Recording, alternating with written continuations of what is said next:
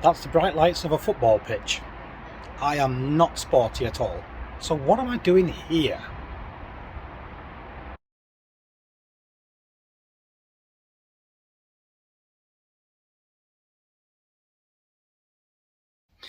Hi, it's Craig. Welcome back to Craig's Life. And that light has just gone on. That's taken its time. I am still in Denmark. I am in a hotel and I'm not going to pronounce it. I will put the Danish spelling down below, but it translates as House of Sport. I'm about 20 kilometers outside of Copenhagen, and this hotel is actually on 2 floors, the ground floor and where I am right now on the 5th floor, and the rest of it is all sorts of sports. I don't know whether they're clubs or whether they're associations or whether they are the teams or the head offices. I want to put a picture up now, and this is just what you see in the elevator or the lift as you come up, just as to where you go for all these various associations.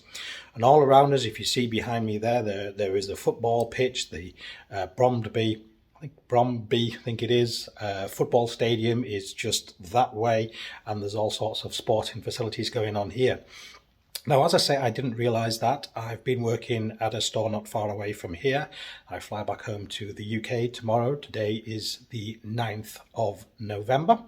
And this hotel, which was quite a reasonable price, has cost me £125 per night. It is a little bit more than I normally spend, but in this area, they are actually very, very expensive. There were other hotels which were less. There were more £100 per night, but their reviews were 5 and 6 out of 10, where this was an 8. So this was a far better review. But this hotel in itself is very basic, and I think it's geared up to the sports people who may actually visit. Have a look and see what you think. What I'm going to say, first of all, is that I already stayed here last night, so I've already settled. So there are some bits of mess as we actually come in where I've put things down. So first of all, here are the beds. Now these are single beds. This is the one I slept in last night. I just tidied the cushions a little bit, but these are the more cushions. This is a cushion. This is the pillow, smaller than we have at home, and then we have this. It is actually quite comfortable. I have actually slept quite reasonable. The duvet, as you can see, barely stretches over the width of the bed. These do move. You could push these together. That light there doesn't actually work. And the beds themselves are quite interesting. If we have a look here, we'll see we've got the padded base here, and then this is basically what I've been sleeping on. It's like a memory foam mattress topper.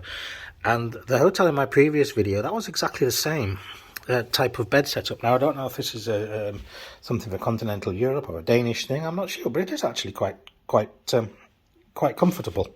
If I just spin around here, we've just got a shelving unit with a couple more towels, some hanging space. My case is here, hello, and on this side a few more towels, a few more hanging space. I'm guessing that these rooms may be geared up for sports people rather than families and couples. Television here. That said, however, we have these 2 chairs here, both of which fold out into sofa beds. Now they're obviously not very big, as you can see, they're not very wide, but they do both actually fold out into sofa beds. And just to give you an indication of the sporty theme, although it's yep, there we are, that's better, it wasn't straight. Football picture. We have a very tiny little desk area here with a kettle and some tea, coffee. There is a fan. I had that on last night. There's a couple of plug sockets there, and just to actually acknowledge the fact that there's not many plug sockets in here, it's actually got an extension lead. So they've acknowledged that there were not many plug sockets in here. The only other plug sockets there are, of course, behind the television. There's one here where I have my extension lead plugged in, and there is actually a couple right down there in the bottom of the wardrobe, one for the light and one spare, but that is it. So it's not necessarily a family friendly hotel. The temperature was okay last night. We have these vents in the floor, so I'm assuming it's blowing air heat in, with just a rather plain looking laminate floor. the sort of thing that people would have at home. And it's hard wearing and it does the job. Over here we can see there's a football pitch, but if we close these curtains, you can see through. They are very, very thin. I am out early in the morning because I have got to go and get my plane, but if you are here and it's bright, then they're not going to cut out a lot of light. But we do have a terrace that we can walk out onto all the way along the hotel. There is the Danish football. I'm guessing that's their main stadium, or maybe the Copenhagen team's main stadium. A football pitch here, and the rest of the way along here. Down in there is a restaurant, and if we look further over, there's some more sports pitches over there. Let's go back inside. This is the corridor outside of the room. If you notice, you've got these rather interesting curves all the way down. Now, just hold that thought a minute and let's go back in to the room and have a look in the bathroom. We have got a hairdryer hanging here, and here is the bathroom. Oh, there, look, there's another plug socket there. Now, the bathroom, and there's lots of mirrors in here, is on an automatic switch. And as you go in, you actually step down a little bit to go in. It actually is quite stinky in here. I don't like it in here at all. So you've got these huge mirrors all the way around, normal basin. This toilet is really unusual. I mean, it's actually got a metal back to it, and it's got a very small hole, and it flushes here rather like an airplane toilet. Listen. So it uses a very small amount of water and uses a lot of air and suction. Now, I don't know if that's due to the plumbing in this hotel or whether it's just a design that they use. Here we've just got a hanging rail with a few towels on, and here is the shower, and you step down a couple of inches there into the shower.